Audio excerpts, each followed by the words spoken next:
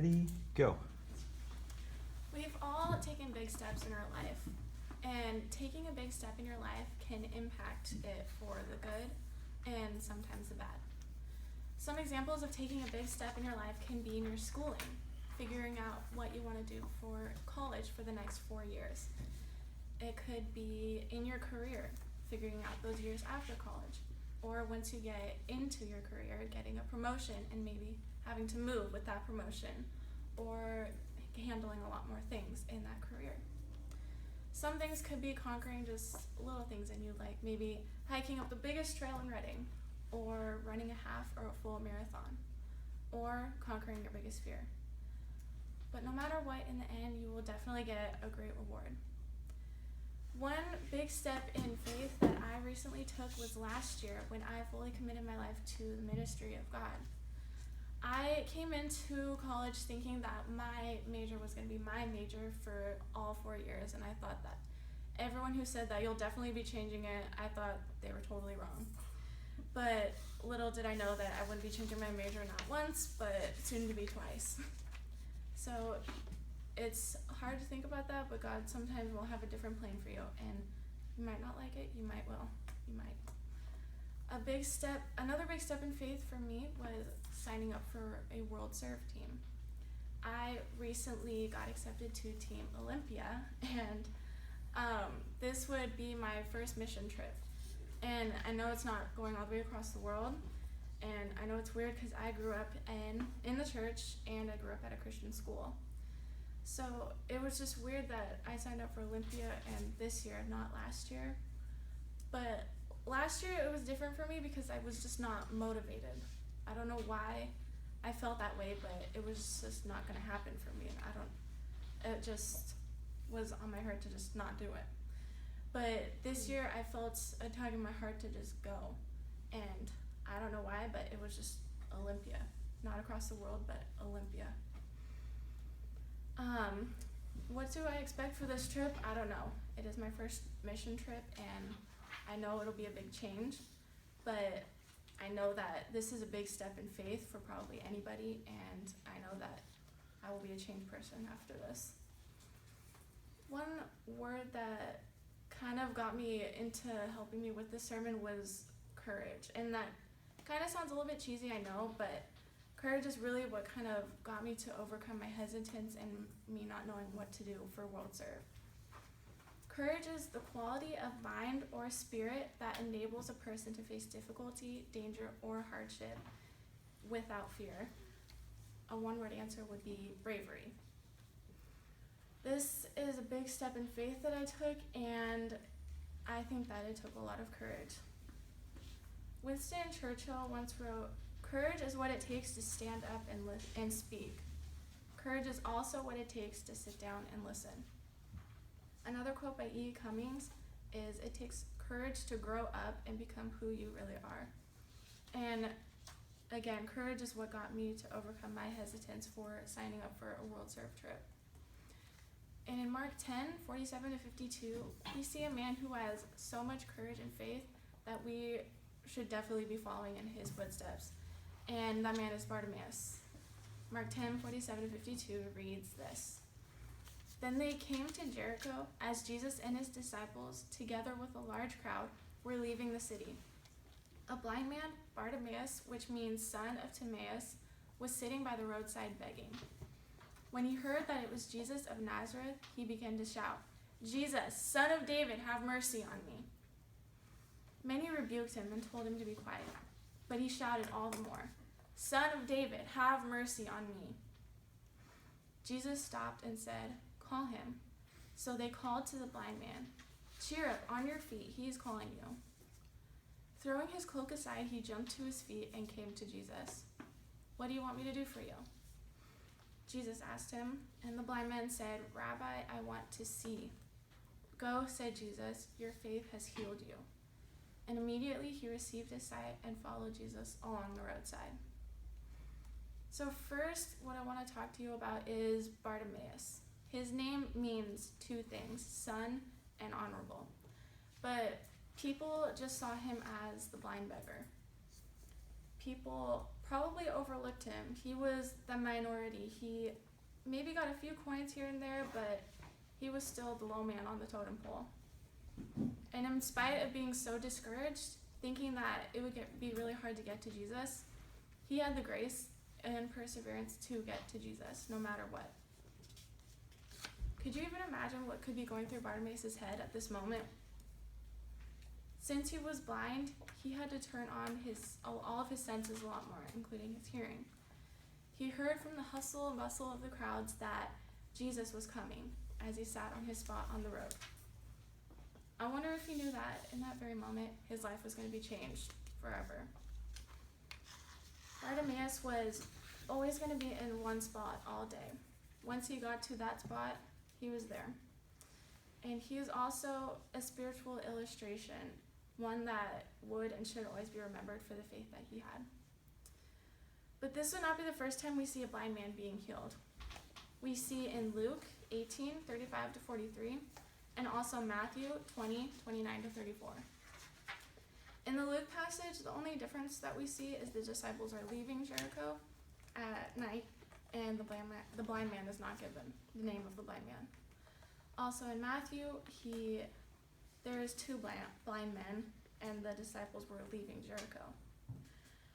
So it's weird that these stories are so close together in the Gospels, and so that kind of brings up the question, why are these stories so identical, and why does this need to be brought up? Why is Bartimaeus the only one being named? Mark focuses on the one who is no doubt familiar to his readers. Events to follow tell of something profound about God's nature and shed light on the type of faith and prayer that is pleasing to God. Bartimaeus declares Jesus the Son of David not once, but twice. Some evidence of that is we see in Matthew 1:1, the genealogy of Jesus Christ. The book of the genealogy of Jesus Christ, the son of David, the son of Abraham. Also in Matthew 21:9, we see this is the triumphant entry into Jerusalem. And the crowds that went before him and that followed him were shouting, "Hosanna to the Son of David. Blessed is he who comes in the name of the Lord. Hosanna in the highest." He was affirming his belief that Jesus was the Messiah, that he was the Son of David. And before reading this passage, I never really looked close enough to realize what Bartimaeus was declaring. And he was taking a big step in faith that day. That took a lot of courage. And he kept affirming it even louder. "Son of David, have mercy on me. Son of David, have mercy on me." He knew that Jesus would do something. And I'm going to read verse 49 to you, and I want you guys to point out 3 words that are repeated 3 times. Jesus stopped and said, "Call him." So they called to the blind man, "Cheer up, on your feet, he's calling you." Did you pick out the words? Called. He was being called by Jesus for his huge faith. And he threw his belongings aside when he saw that he was being called. He knew that once he got up, his old life was gone. All that stuff that was on him, his cloak, maybe the little bit of money that he had, he threw it away. Bartimaeus appealed to Jesus according to the revelation of God's character in Psalms. A God who cares for the poor and brokenhearted and simply asks, "What do you want me to do for you?" Psalm 34:6 says, "This poor man cried, and the Lord heard him and saved him out of all his troubles." He could have asked for more. He could have asked for maybe some clothes, shoes, maybe a little bit more money. But no, his faith was bigger, and he asked for one thing, his sight. Jesus answered that faith. He had the faith that pleases God, wholehearted trust in the one who heals us. Jesus showed once again that God rewards us who earnestly seek him. Hebrews 11:6 says, "And without faith it is impossible to please him. For whoever would draw near to God must believe that he exists, and that he rewards those who seek him." With the end of this miracle, it was now time for Jesus and his disciples to head to Jerusalem. This whole journey was opening up his way to go to Jerusalem one final time. So what am I trying to get through to you guys today? Bartimaeus had faith, big faith, huge faith, and without that faith, with that faith, he was able to overcome the toughest thing in his life. He overcame so many things in one day. I wonder what was going through his mind. He found out that Jesus was coming. What would you be thinking is my question. Would you be scared, anxious, thinking maybe you're not going to be able to get to Jesus? He was a beggar and he had nothing. He could have asked for more. So just think about that for a second. What would you think? What would you be thinking when Jesus was coming into town? Another thing is, can you think of a person in your life who needs to take that big first step in faith? Or they need to take the first step and accept Jesus as their Savior, or maybe have a little more faith and courage like Bartimaeus. So I want to give you guys about 30 seconds or so, get a piece of paper out, write down somebody who needs to take that first step in faith, or again, need a little bit more faith like Bartimaeus. So 30 seconds.